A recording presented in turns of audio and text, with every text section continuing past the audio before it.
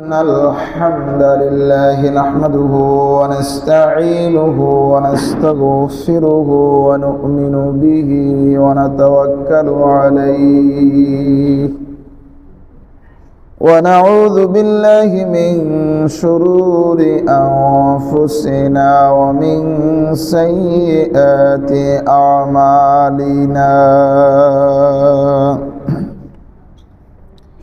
من يهده الله فلا مضل له ومن يضلله فلن تجد له وليا مرشدا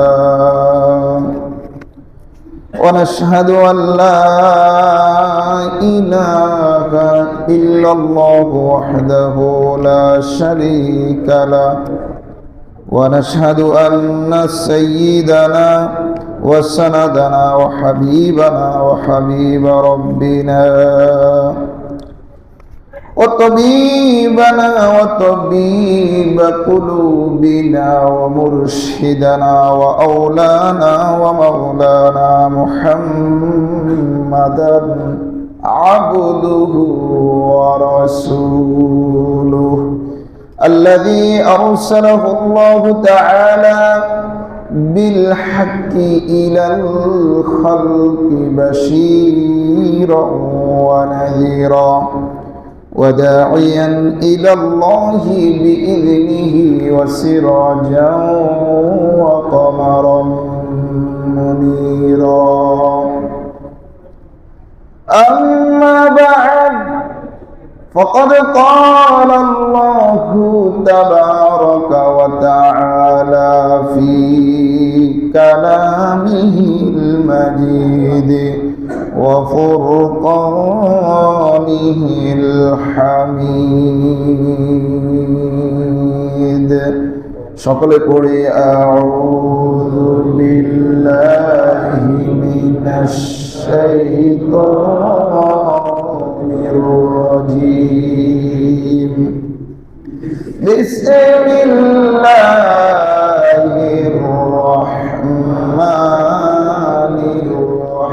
الرحيم وأن استغفروا ربكم ثم توبوا إليه يمتعكم متاعا حسنا إلى أجل مسمى ويؤتي كل ذي فضل فضله وإن تولوا فإني أخاف عليكم عذاب يوم كبير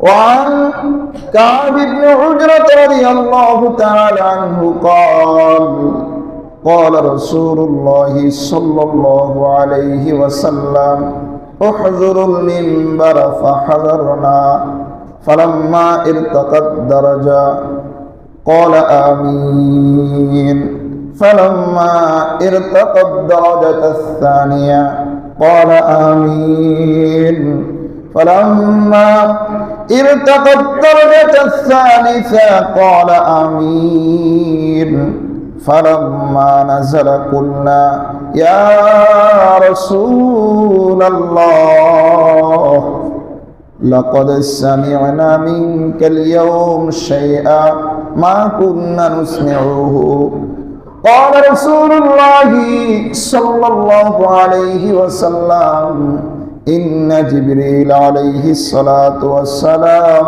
عرض لي فقال بعودك من أدرك رمضان فلم يغفر له قلت آمين فلما رقيت الثانية قال بعود من ذكرت عنده فلم يصل عليك فقلت آمين فلما رقيت الثالثة قال بعد من أدرك أبويه الكبر عنده أو أحدهما فلم يدخلاه الجنة قلت آمين رواه الترغيب والترهيب ورواه في شعب الإيمان. وقال رسول الله صلى الله عليه وسلم استكبروا فيه من 4 خصال: خصلتين ترضون بهما ربكم وخصلتين لا غنى بكم عنهما. فأما الخصلتان اللتان ترضون بهما ربكم فشهادة أن لا إله إلا الله وتستغفرونه. وأما الخصلتان اللتان لا غنى بكم فتسألون الجنة وتعوذون به من النار، أو كما قال النبي عليه الصلاة والسلام. صدق الله مولانا العظيم وصدق رسوله النبي الأمي الكريم، ونحن على ذلك لمن الشاهدين والشاكرين، والحمد لله رب العالمين. وقال تعالى في شان حبيبه ومحبوبه ومعشوقه محمد صلى الله عليه وسلم: إن الله وملائكته يصلون على النبي يا أيها الذين آمنوا صلوا عليه وسلموا تسليما. اللهم صل على محمد وعلى آل محمد كما صليت على إبراهيم وعلى آل إبراهيم إنك حميد مجيد. اللهم بارك على محمد وعلى آل محمد كما باركت على إبراهيم وعلى آل إبراهيم إنك حميد مجيد. بلغ العلا بكماله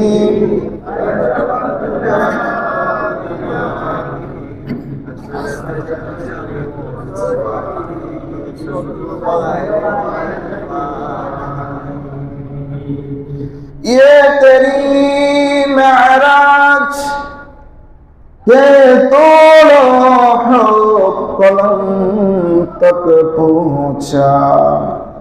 ये तेरी महराज के तोड़ो कलम तक पहुँचा, और ये मेरी महराज के मैं तेरे कदम तक पहुँचा। बलगलौला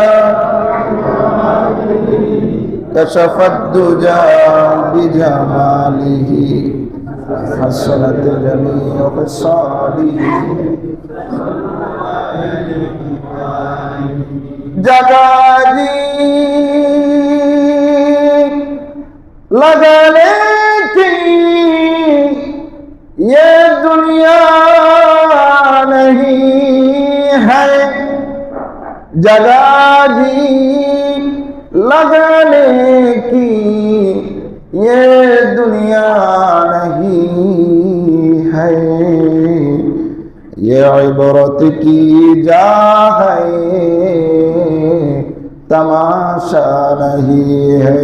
ला इलाहा इल्लल्लाह ला इलाहा इल्लल्लाह ला इलाहा इल्लल्लाह ला इलाहा इल्लल्लाह ला इलाहा इल्लल्लाह ला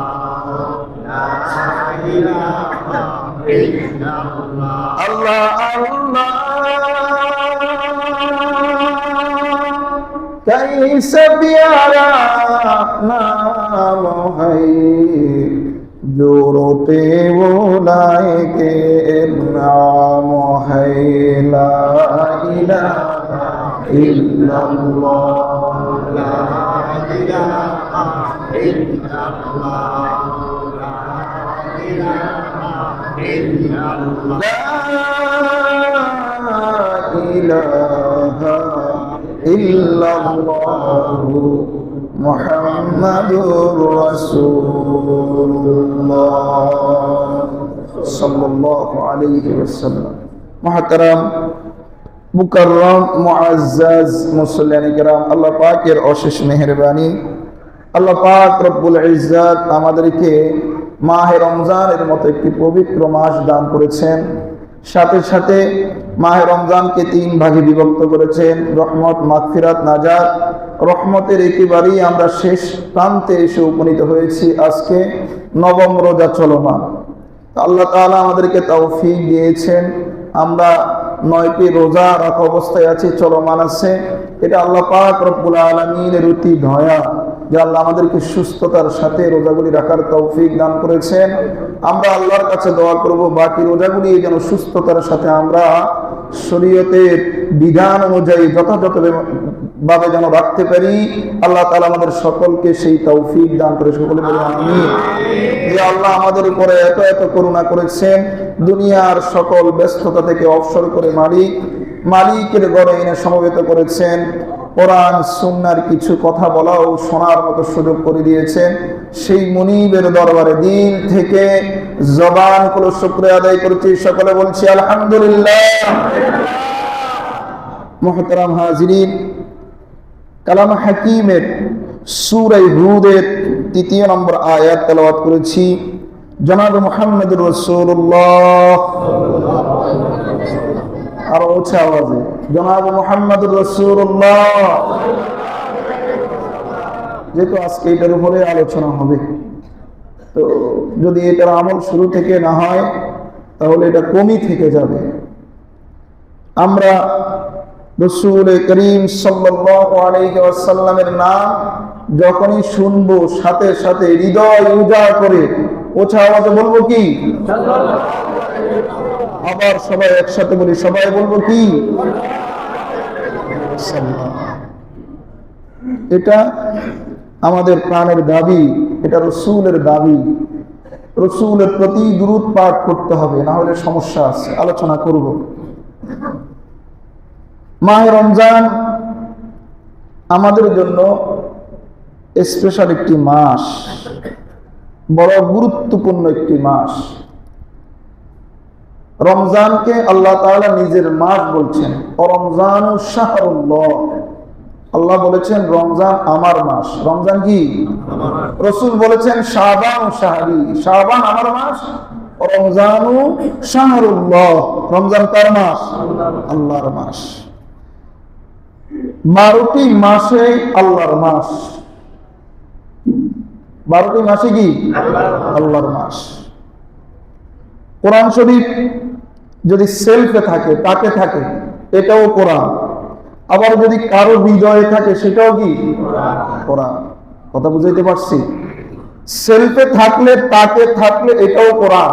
কোরআন তাকে আছে, কোরআন শরীফ। আবার যদি কারো হৃদয়ে বসে যায়, হৃদয়ে স্থান দেয় কোরআন, এটাও কি? কোরআন। কিন্তু একজন ব্যক্তির হৃদয়ে কোরআন নাই, সেলফে আছে, তাহলে কোরআনের দাম আছে, ব্যক্তির দাম। কথা বুঝেন? আবার যখন এই সেলফেও আছে, হৃদয়েও আছে, তাহলে যার হৃদয়ে আছে তার দাম আছে না নাই? কিসের কারণে?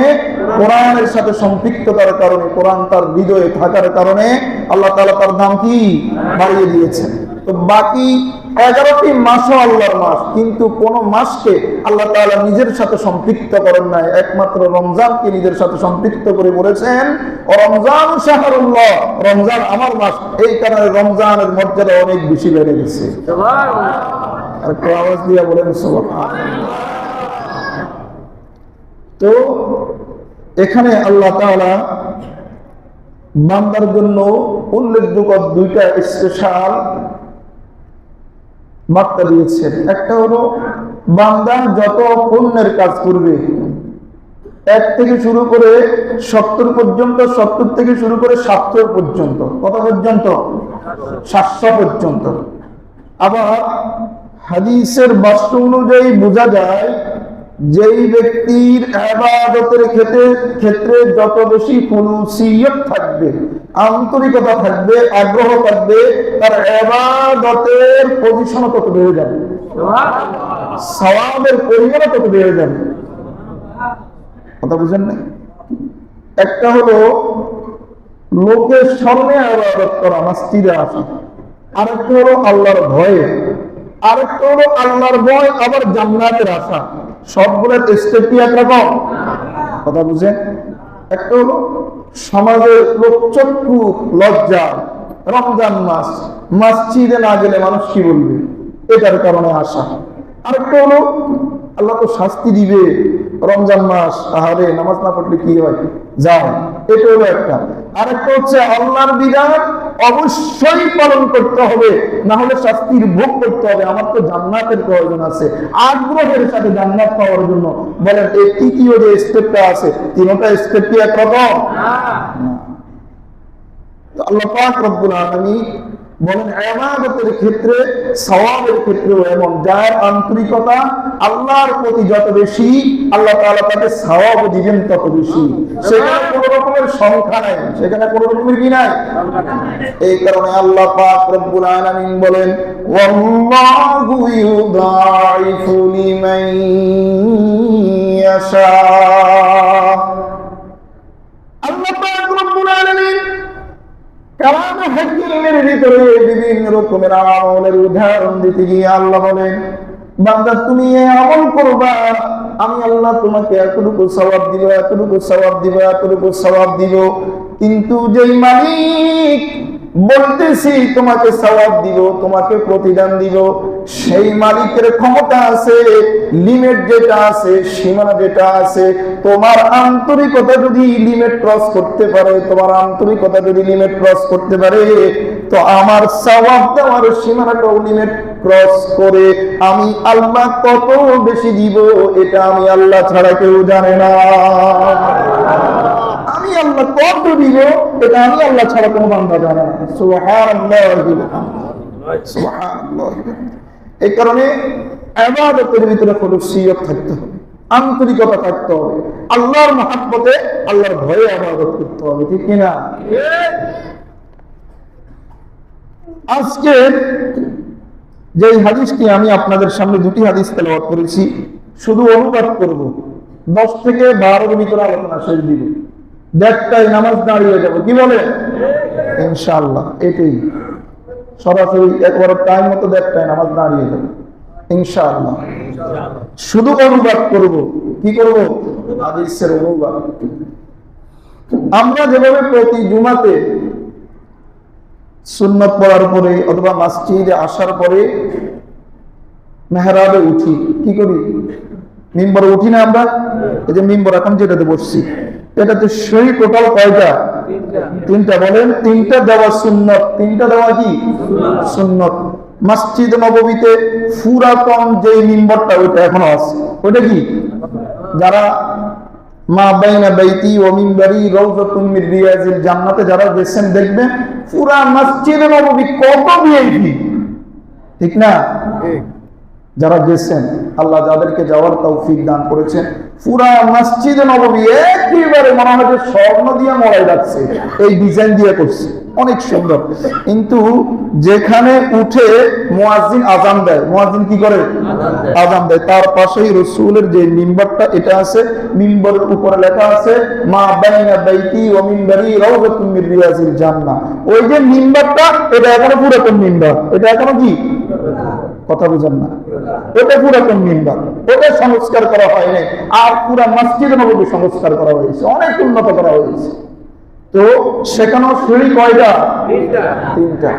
এই মিম্বরের আগে ওইখানে একটা খেজুর গাছের গোড়া ছিল, কি ছিল? ওটাকে উস্তুনে হান্নানা বলা হয়। কি বলা হয়? উস্তুনে হান্নানা। এটাতে বসে রাসূল খুতবা দিতেন, ওয়াজ করতেন, খুতবা দিতেন।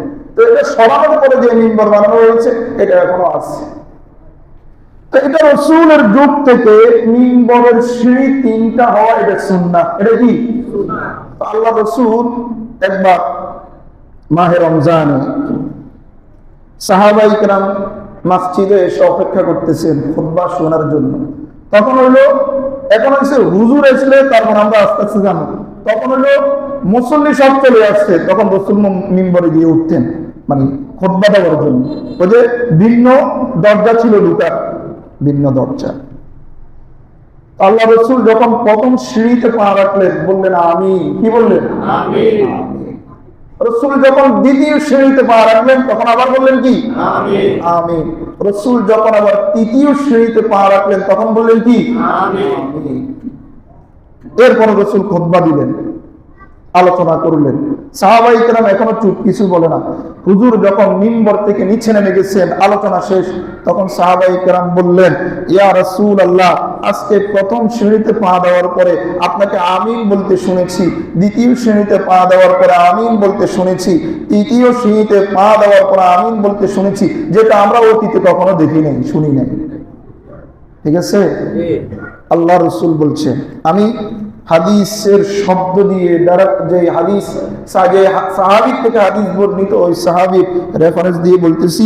এই হাদিসটা হাদিসের কিতাব আত-তারগীব ওয়াত-তারহীব এবং শুআবুল ঈমানের ভিতরে আছে। আন কাব ইবনে উজরা রাদিয়াল্লাহু তাআলা আনহু قال قال رسول الله صلى الله عليه وسلم احضروا المنبر فحضرنا। আল্লাহ রাসূল মিম্বরে আসীন হয়েছেন, আমরা সাহাবায়ে কেরাম একত্রিত হয়েছি। ফালাম্মা ইরতাকাদ দারাজা, আল্লাহ রাসূল যখন সিঁড়িতে উঠলেন, কুলতু আমিন, ক্বালা আমিন, রাসূল বললেন আমিন। ফালাম্মা ইরতাকাদ দারাজাতাস সানিয়া, আল্লাহ রাসূল যখন দ্বিতীয় শ্রেণীতে পা রাখলেন তখন বললেন আমিন। قال آمين فلما ارتقى الدرجة الثالثة, আল্লাহ রাসূল যখন তৃতীয় শ্রেণীতে পা রাখলেন, قال آمين, রাসূল বললেন আমিন।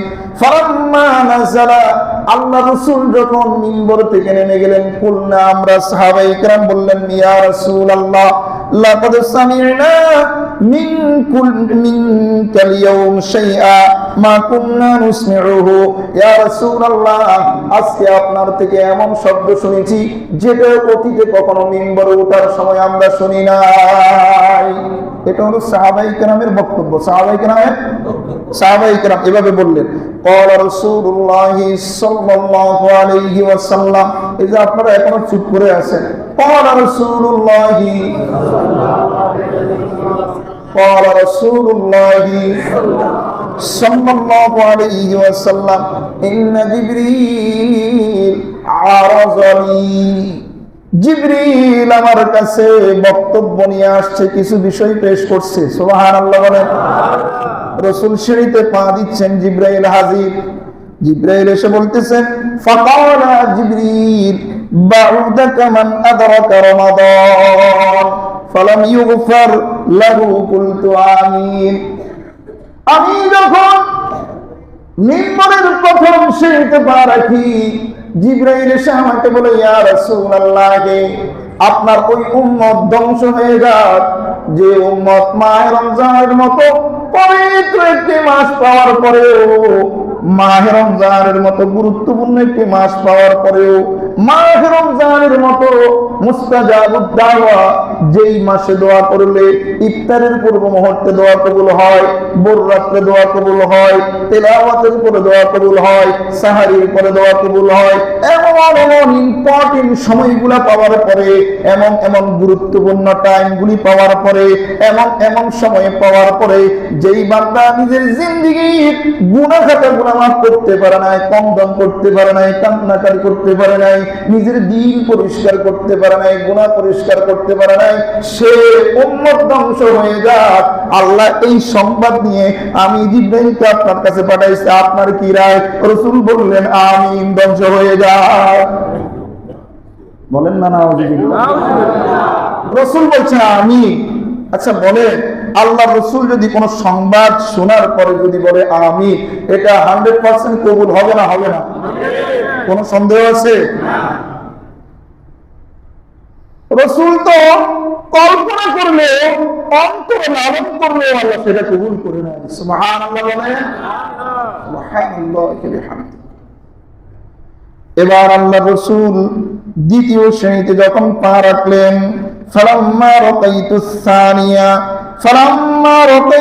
সানিয়া, রাসূল বলেন আমি যখন দ্বিতীয় শ্রেণীতে পা রাখলাম, ক্বালা জিবরাইল বলতেছে, বাউদা মান যুকিরতু ইনদাহু ফালাম ইউসাল্লি আলাইহি, ইয়া রাসূলুল্লাহ, আপনার উম্মতের সামনে আপনার নাম উচ্চারণ করা হবে, আপনার নাম শোনার পরে মুহাব্বতের সাথে দায়িত্ব পালনার্থে, মুহাব্বতের সাথে দায়িত্ব পালনার্থে আপনি নবীর উপর দুরূদ পাঠ না করবে, ওই উম্মতটাও ধ্বংস হয়ে যায়।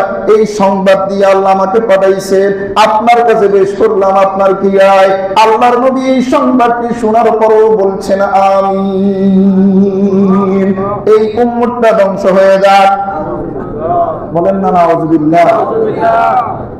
এই উম্মত কি হয়ে যাক? ধ্বংস হয়ে যাক। তাহলে আমরা আজকের থেকে এই সবকটা অবশ্যই নিতে হবে, রাসূলের নাম শোনার সাথে সাথে কি বলতে হবে? সবাই বলেন, সবাই বলেন, রাসূলের নাম শোনার পরে কি বলতে হবে? আর একটু হলো লানত থেকে বাঁচলাম, দ্বিতীয় হলো রাসূলের সুন্নাহ পালন করলাম, রাসূলের আদেশ পালন করলাম, তৃতীয় নম্বর হলো রাসূল বলতেছেন, মান সাল্লা আলাইয়া ওয়াহিদাতান সাল্লাল্লাহু আলাইহি আশারা। আল্লাহর নবী মুহাম্মদুর রাসূলুল্লাহ সাল্লাল্লাহু আলাইহি ওয়াসাল্লাম বলেন, যে উম্মত আমি নবীর প্রতি একবার দুরূদ পাঠ করবে, আল্লাহ পাক রব্বুল আলামিন আসমান থেকে সাথে সাথে 10টা রহমত ওই বান্দার উপর নাজিল করে দেয়, 10টা গুনাহ মাফ করে দেন, এবং আল্লাহ পাক রব্বুল আলামিন ওই বান্দার 10টা দরজা বুলন্দ করে দেয়। তাহলে দুরূদ পাঠ করলে তো লানত থেকে মুক্ত হলাম, রাসূলের আদেশ পালন করা হলো, জিবরাইলের বদদুয়া থেকে, রাসূলের বদদুয়া থেকে বাঁচলাম, সাথে সাথে 10টা রহমত বর্ষণ করা হয়, সাথে সাথে 10টা গুনাহ মাফ করা হয়, সাথে সাথে 10টা দরজা আল্লাহ তাআলা বুলন্দ করে দেয়। এই কারণে রাসূলের নাম কোন মজলিসে যদি উচ্চারণ করা হয়, একবার দুরূদ পাঠ করা তার জন্য ওয়াজিব।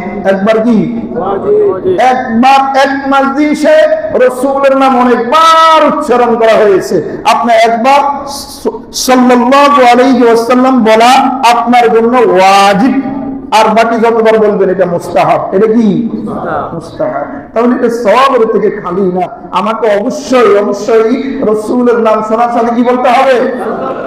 সাল্লাল্লাহু আলাইহি ওয়াসাল্লাম। আমরা একেবারে আলোচনার শেষ প্রান্তে চলে আসতেছি।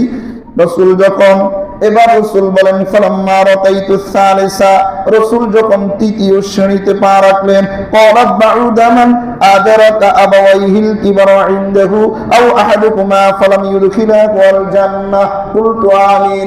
আল্লাহর রাসূল সাল্লাল্লাহু আলাইহি ওয়াসাল্লাম বলেন, আমি যখন তৃতীয় শ্রেণীতে পা দিলাম, তখন জিবরাইল বলল, ইয়া রাসূলুল্লাহ, ইয়া হাবিবাল্লাহ, যে ব্যক্তি তার যৌবনে, তার জীবনে তার মা বাবাকে উভয়কে বার্ধক্য অবস্থায় পেয়েছে, একজনকে পেয়েছে অথবা উভয়জনকে পেয়েছে, মা বাবাকে মা বাবার সেবা করে নাই, মা বাবার মন জয় করে নাই, মা বাবার সাথে যেভাবে আচরণ করার দরকার সেইভাবে আচরণ করে নাই, মা বাবার খেদমত করে নাই, মা বাবার বদদুয়া নিয়েছে, এমন ব্যক্তি যত রকমের ইবাদত গুজার হোক, যত রকমের মুফতি মুহাদ্দিস হোক, যত বড় ব্যক্তি হোক, হাজী হোক, গাজী হোক, সমাজের কর্তৃত্ব করুক, যত রকমের পণ্যের কাজ করবে, এই ব্যক্তির ধ্বংস অনিবার্য, অনিবার্য ব্যক্তি ধ্বংস হয়ে যায়।